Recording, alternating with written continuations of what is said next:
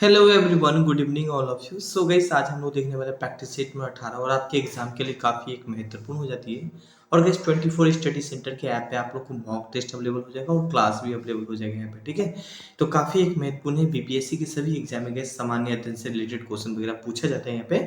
सो पहला क्वेश्चन देखिए और काफ़ी अच्छा क्वेश्चन यहाँ पे, ठीक है गाइस। बाल गंगाधर तिलक का जन्म किस राज्य में हुआ था? महाराष्ट्र, पंजाब, कोलकाता। उपयुक्त में से एक अधिक या उपयुक्त में से कोई नहीं। अगर मैं इनके आंसर की बात करूँ, महाराष्ट्र हो जाएगा। ऑप्शन ए इसका करेक्ट आंसर हो जाएगा। हाल ही का मैंने इनके बारे में काफी कुछ यहाँ पे मेंशन किया। ये सारे की सारे पॉइंट आपके एग्जाम की व्यू से काफी एक महत्वपूर्ण होती है। हाल ही का बाल गंगाधर तिलक को लोकमान्य के नाम से भी जाना जाता है और ये क्वेश्चन पूछा भी जाता है कि लोकमान्य के नाम से किसे जानते हैं? बाल गंगाधर तिलक को, तो टिक लगा सकते हैं। स्वराज मेरा जन्म से अधिकार है, उसे मैं लेके रहूंगा, यह नारा किसके द्वारा दिया गया था? गैस बाल गंगाधर तिलक के द्वारा दिया गया था। लोकमान्य तिलक के द्वारा गैस गणपति उत्सव, शिवाजी उत्सव और होमरू लीग का शुरुआत 1916 में किया गया था। तो ये भी पॉइंट को हाईलाइट कर सकते हैं। अच्छा, बाल गंगाधर तिलक के द्वारा कुछ पुस्तक लिखा गया था, जैसे कि गीता रहस्य, द ओरिजिन, आर्यों का मूल निवास, ये सब बाल गंगाधर तिलक के द्वारा लिखा गया है। लोकमान्य, जिन्हें हम बाल गंगाधर तिलक बोलते हैं, इसने गैस दो बुक लिखी थी। एक तो लिखी थी द केसरी, जो कि मराठा भाषा में लिखी थी, और एक बुक लिखी थी द मराठा, जो कि अंग्रेजी भाषा में लिखी थी। तो ये भी पॉइंट को आप मेंशन कर सकते हैं। ये पॉइंट से अक्सर एग्जाम में क्वेश्चन पूछ लिया जाता है कि द केसरी को किस भाषा में लिखा गया है। तो आपके ऑप्शन में मराठा, द मराठा को किस भाषा में लिखा गया? अंग्रेजी भाषा में लिखा गया। तो ये भी पॉइंट को अपने अकॉर्डिंग आप हाईलाइट कर सकते हैं। काफी एक महत्वपूर्ण पॉइंट है। और इनका जो पीडीएफ है, हम क्या करेंगे, 24 स्टडी सेंटर के टेलीग्राम, 24 स्टडी सेंटर के टेलीग्राम चैनल होगा, तो वहां पे ज्वाइन हो जाइएगा, ठीक है। नाउ गाइस, क्वेश्चन नेक्स्ट यहाँ पे हम लोग बात करने वाले 2 क्वेश्चन देखिए गाइस। अर्थशास्त्र के संदर्भ में देखिए, ईपीएफ मतलब पी का अर्थ क्या होता है? यहाँ पे पदोन्नति होता है, लाभ होता है, या भविष्य निधि बोलते हैं, या उपयुक्त में से अधिक, या उपयुक्त में से कोई नहीं। तो पी के मतलब होता है फंड होता है, भविष्य निधि होती है। ऑप्शन सी करेक्ट आंसर हो जाएगा। हाल ही का मैंने इनके बारे में यहाँ पे मेंशन किया होगा, जैसे कि आप लोग का सैलरी में से कुछ पैसा कट के ना गैस, ये प्रोविजनल फंड में ही जाता है, बस यही है पी, है ना। कर्मचारी भविष्य निधि एक ऐसा योजना है जो कर्मचारी अपने मासिक वेतन का एक छोटा सा हिस्सा भविष्य निधि के रूप में बचाता है, ताकि सेनावर्ती जब वो रिटायरमेंट हो जाते हैं तो उसके पश्चात वो पैसा को अपने काम में ले आते हैं। तो यही बात यहाँ पे मेंशन किया गया है यहाँ पे।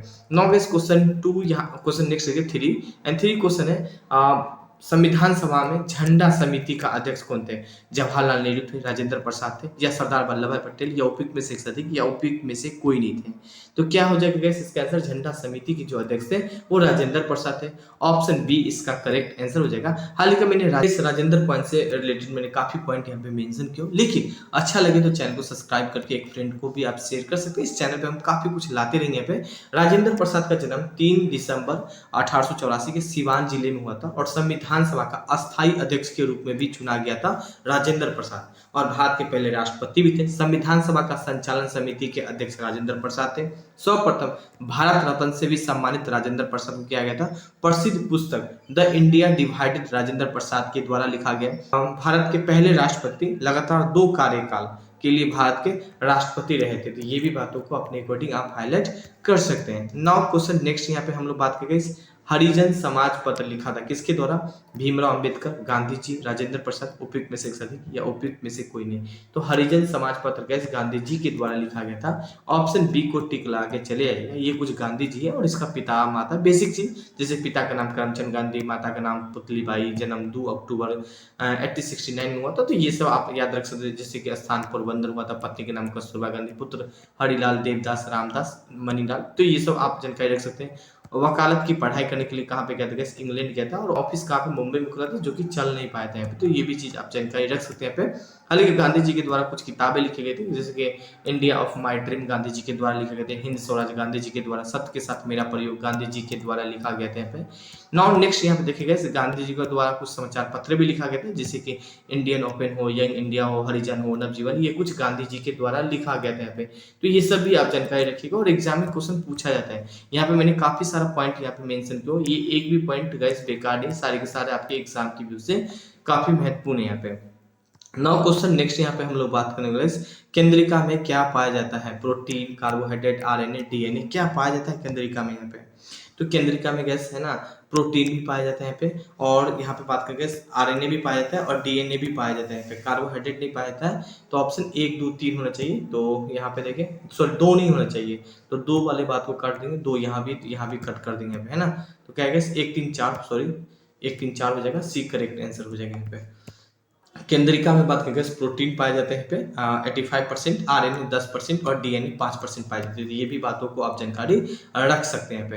क्वेश्चन 6 यहाँ पे बात करें, निम्नलिखित राज्यों में से कौन सा ऐसा राज्य जो बांग्लादेश के साथ अपनी सीमा नहीं बनाती? असम, नागालैंड, मेघालय या मिजोरम। ऐसे कौन सी राज्य जो बांग्लादेश के साथ अपना सीमा नहीं बनाती है? तो गैस नागालैंड नहीं बनाती, ऑप्शन बी करेक्ट आंसर हो जाएगा। हालांकि मैंने इनके बारे में यहाँ पे मेंशन किया। बांग्लादेश अंतर्राष्ट्रीय सीमा लगने वाले भारत के राज्य की बात करें, पश्चिम बंगाल है, असम है, मेघालय है, त्रिपुरा, मिजोरम से होके गुजरती है। तो ये भी बातों को जानकारी रख सकते हैं अपने एग्जाम की व्यू से। 7 क्वेश्चन देखिए, काफी अच्छा क्वेश्चन है। पेट्रोल और डीजल अधूरे जलने से उत्पन्न क्या होती है गैस? नाइट्रिक एसिड होती है, कार्बन डाइऑक्साइड या कार्बन मोनोऑक्साइड, उपयुक्त में से अधिक या उपयुक्त में से कोई नहीं। तो कार्बन मोनोऑक्साइड हो जाएगा, ऑप्शन सी इसका करेक्ट आंसर हो जाएगा यहाँ पे। हालांकि यहाँ पे मैंने मेंशन किया गैस, ऑक्सीजन की कमी के कारण इंजन में पेट्रोल या डीजल पूर्णतः दहन नहीं हो पाता है, और इसका मुख्य कारण कार्बन मोनोऑक्साइड उत्पन्न और निर्गत होना है यहाँ पे। क्वेश्चन 8 यहाँ पे हम लोग बात करने वाले हैं। 8 क्वेश्चन है, निम्नलिखित में से कौन सी गैस वायु में सबसे अधिक प्रदूषित करती है? Carbon dioxide, carbon monoxide, nitrogen oxide, उपयुक्त में से अधिक या उपयुक्त में से कोई नहीं। आंसर हो जाएगा गैस, अगर मैं कह सकता कार्बन मोनोऑक्साइड हो जाएगा, ऑप्शन बी इसका करेक्ट आंसर हो जाएगा यहाँ पे।